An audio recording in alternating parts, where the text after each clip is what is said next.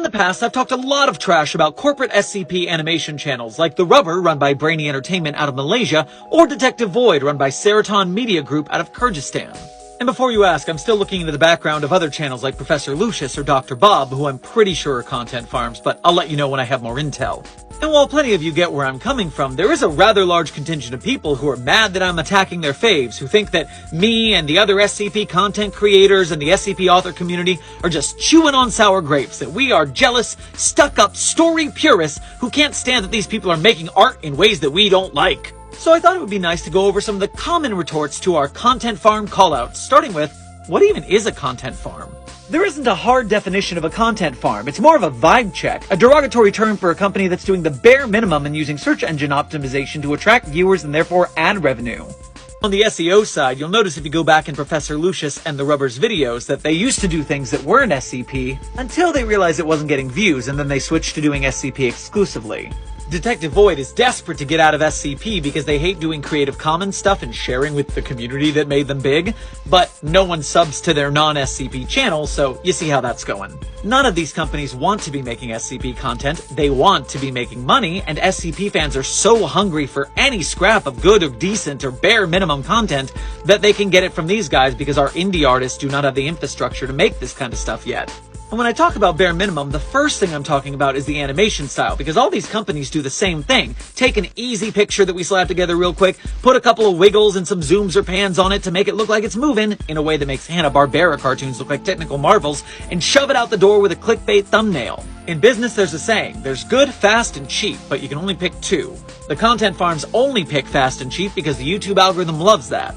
But that's not the only bare minimum I'm talking about. I'm also talking about the way that they rush these things out so fast that they get the facts of the stories wrong, or they misinterpret the meaning, or they dumb down a very complex emotional story into, ooh, spooky monster number 755.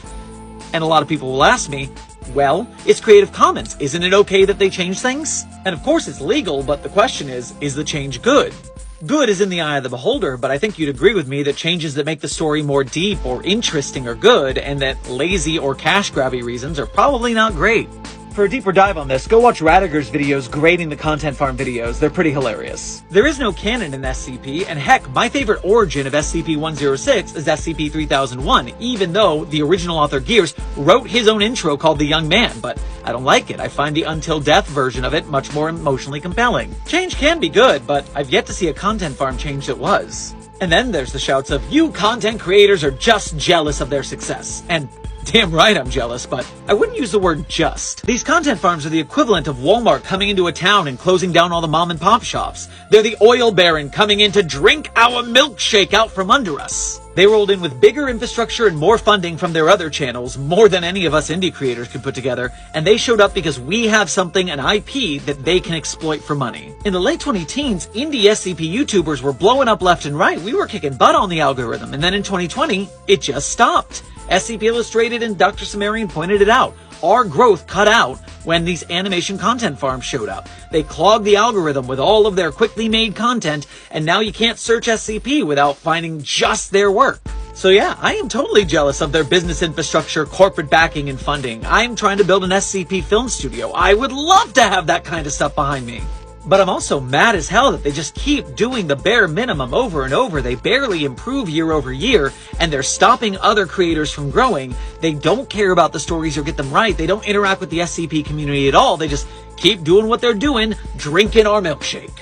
Long story short, if it hurt your heart when M. Night Shyamalan butchered Avatar: The Last Airbender, you can't be defending these content farms. There's a difference between good and bad adaptation. It's subjective, but there are signs. Signs, that was Shyamalan too.